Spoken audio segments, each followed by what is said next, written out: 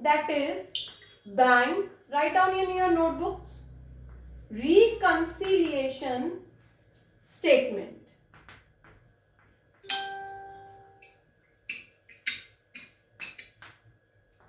Bank reconciliation statement. बेटा अपनी अपनी नोटबुक्स में लिखो। हम लोगों ने बच्चे, आपने देखा है हमने क्या बनाई थी, कैश बुक बनाई थी। इसके दो कॉलम्स थे, one is cash and second one is bank, है ना बेटा। सबने कैश बुक बनाई थी ना।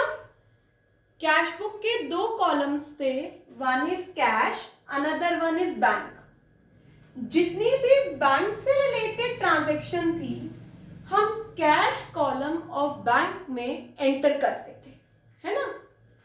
अगर जमा कराते थे, डिपॉजिट कराते थे तो बैंक कॉलम डेबिट होता था। अगर विड्रॉ करते हैं तो बैंक कॉलम क्या होता है, क्रेडिट होता है विड्रॉ में, है ना। पैसा निकालते हैं, पेमेंट करते हैं तो बैंक कॉलम क्रेडिट होता है।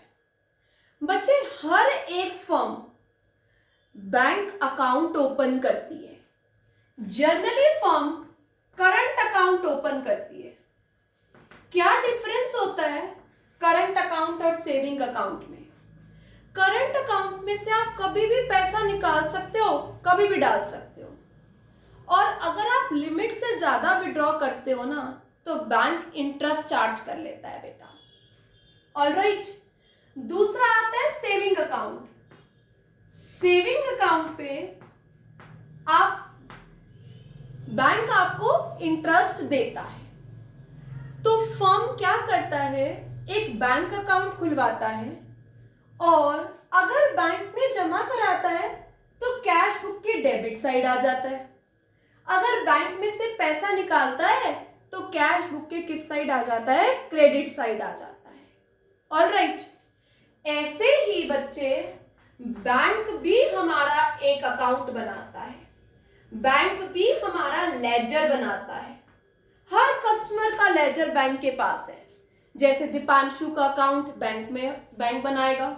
अगर दीपांशु ने बैंक में अकाउंट खुलवाया हुआ है, खुशबू ने अकाउंट खुलवाया हुआ है तो खुशबू का अकाउंट बैंक के पास होगा। जितने भी कस्टमर है मुस्कान, सबके लेजर बैंक में होते हैं। ऑलराइट। अब डिफरेंस क्या होता है, जो हम डेबिट करते हैं, जब हम बैंक कॉलम में डिपॉजिट करते हैं तो डेबिट करते हैं, तो बच्चे वो एंट्री इस बुक में, इस लेजर में, इस लेजर को क्या बोलते हैं, बैंक स्टेटमेंट। बैंक हमें क्या देता है, बैंक स्टेटमेंट देता है। क्या देता है बच्चे,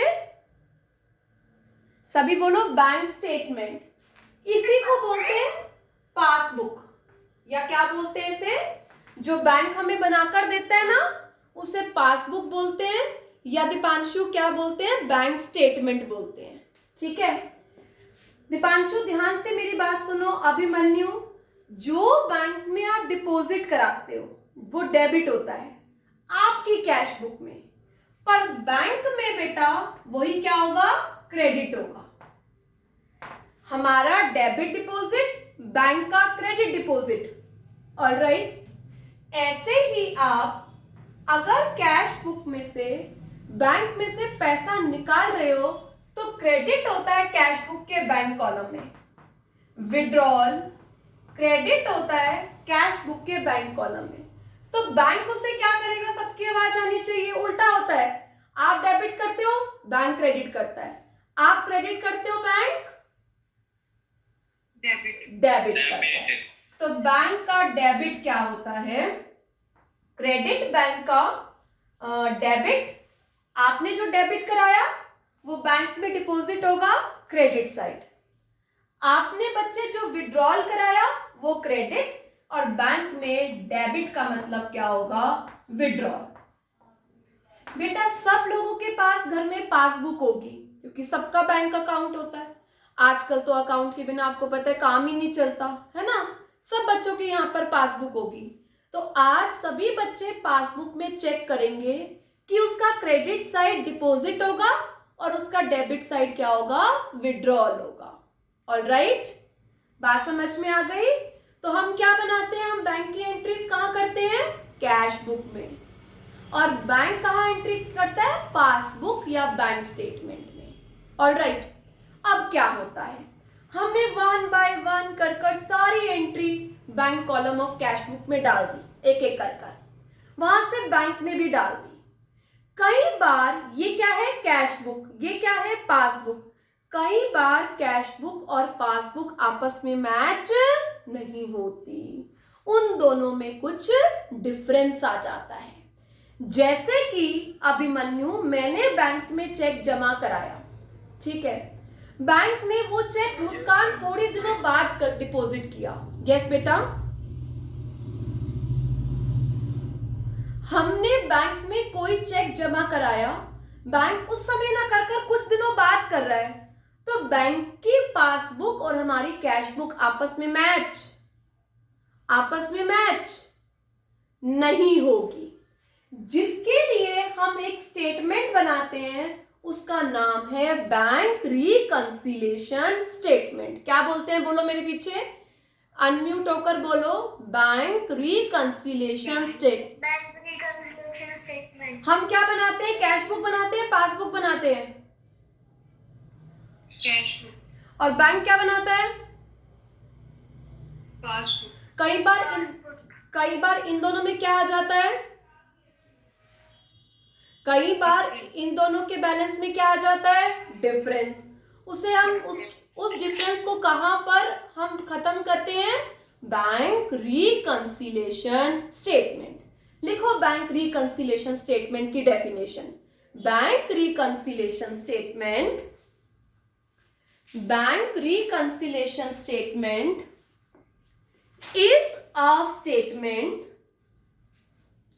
is a statement prepared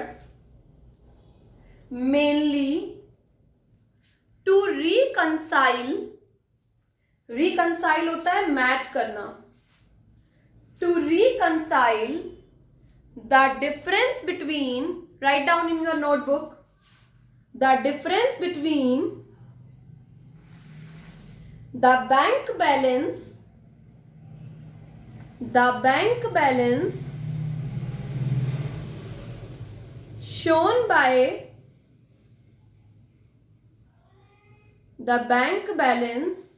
shown by cash book and bank passbook. Cash book का बैलेंस पासबुक के साथ मैच करने के लिए, रिकंसाइल करने के लिए जो स्टेटमेंट बनाते हैं उसे बोलते हैं बैंक रिकंसिलिएशन स्टेटमेंट। सभी अपनी वीडियोस ऑन करो, नहीं तो मैं आपको क्लास से रिमूव कर रही हूं बेटा। अपनी वीडियोस ऑन करो, परवेश, विनय, यश, याशिका, बेटा वीडियोस ऑन करो। जिनके यहाँ नेटवर्क अच्छा है एटलीस्ट वो तो ऑन कर सकते हैं। बैंक रिकंसिलिएशन स्टेटमेंट को ब्रैकेट में लिखो, क्या बना सकते हैं, क्या बोल सकते हैं, बीआरएस। शॉर्ट में इसको क्या बोलते हैं, बीआरएस। क्या बोलते हैं अभिमन्यु इसको शॉर्ट में, मुझे आवाज आनी चाहिए जिससे मैं पूछूं। चेतन क्या बोलते हैं, बैंक रिकंसिलिएशन स्टेटमेंट को क्या बोलते हैं, Chetan, BRS. Dheeraj look at black board, BRS. अब बात आती है, कुछ सवाल आते हैं बीआरएस से। बीआरएस कौन बनाता है बेटा, बीआरएस बनाते हैं कस्टमर। बैंक क्यों बनाएगा बेटा, बैंक के तो कितने कस्टमर हैं, सबका बीआरएस बनवाएगा, सबकी कैश बुक मंगवाएगा। हम बनाते हैं, क्यों बनाते हैं, ये देखने के लिए क्या कोई चेक रह तो नहीं गया जो डिपॉजिट नहीं हुआ, क्या कोई चेक इशू होने से तो नहीं रह गया, बैंक ने जितनी एंट्रीज की वो हमने कर ली है या नहीं करी है। तो कौन बनाता है, कस्टमर बनाता है। कब बनाता है, ईयर के शुरुआत में बनाता है, ईयर के एंड में बनाता है, कब बनाता है? बेटा उसकी मर्जी है कि वो कभी भी बना सकता है। कुछ लोगों की बैंक की ट्रांजैक्शन बहुत सारी होती हैं, वो क्वार्टरली बना लेते हैं, कुछ लोग मंथली बना लेते हैं, कुछ लोग ईयरली बनाते हैं, कुछ लोग 6 मंथ्स पर बनाते हैं। तो ये बैंक की खुद की मर्जी होती है कि वो कब बनाता है बेटा BRS। ऑलराइट, क्या मैम इसे बनाना मैंडेटरी है? नहीं बेटा, ऐसा कुछ नहीं है कि इसे बनाना सबके लिए जरूरी है। ये तो आपको देखना है कि आपको लग रहा है कि मेरी सारी बैंक की एंट्रीज नहीं आ रही हैं, तो मैं एक बार बनाकर देख लेता हूं कि कौन कौन सी एंट्रीज रह गई हैं। तो मैंडेटरी नहीं है। क्या मैम इसमें डबल एंट्री रूल्स फॉलो होंगे, रियल, नॉमिनल, पर्सनल? नहीं बच्चे, ये डबल एंट्री का पार्ट नहीं है, ये सिर्फ एक स्टेटमेंट है। इसमें कोई डबल एंट्री फॉलो नहीं होती, real, personal, nominal rules follow नहीं होते हैं बच्चे। क्या मैम ये फाइनेंशियल स्टेटमेंट का पार्ट है? मींस क्या ट्रेडिंग P&L बैलेंस शीट के अंदर आता है ये? नहीं बच्चे, ये फाइनेंशियल स्टेटमेंट का पार्ट नहीं है। ऑलराइट, तो बैंक रिकंसिलिएशन स्टेटमेंट कहता है कई बार कैश बुक और पासबुक आपस में मैच नहीं होती, तो उन दोनों को मैच करने के लिए हम क्या करते हैं, एक रिकंसिलिएशन स्टेटमेंट बनाते हैं जिसका नाम है BRS। क्या नाम है? BRS। ऑलराइट, अब क्या कारण है डिफरेंस आ जाता है? क्यों आ जाता है ये डिफरेंस? क्यों कैश बुक और पासबुक मैच नहीं होती? Write down causes of difference. Write down in your notebook causes of difference. बहुत ही इंटरेस्टिंग चैप्टर है, अच्छे से समझो। 6 नंबर का क्वेश्चन इस चैप्टर में से आता है एग्जाम में।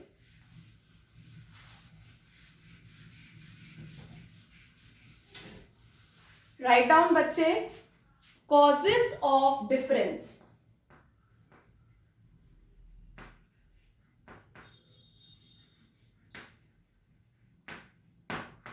क्या कॉजेस हैं डिफरेंस के?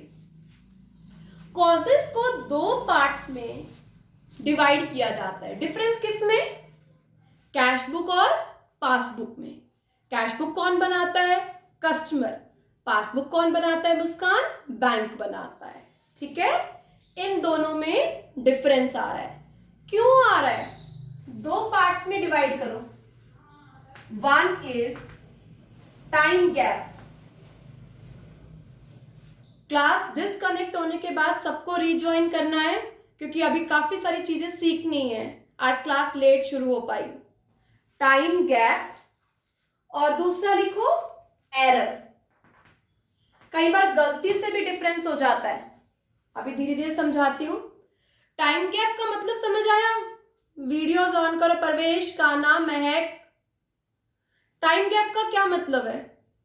टाइम गैप का मतलब है मेरे बच्चे, आपने वो चीज कर दी, बैंक ने नहीं करी, अभी कुछ समय लग रहा है बैंक को करने में, या बैंक ने कर ली आपको नहीं पता, तो टाइम डिफरेंस आ रहा है।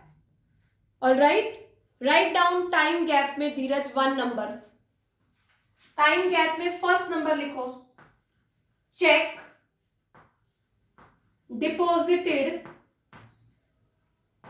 इन bank but not yet credited by bank।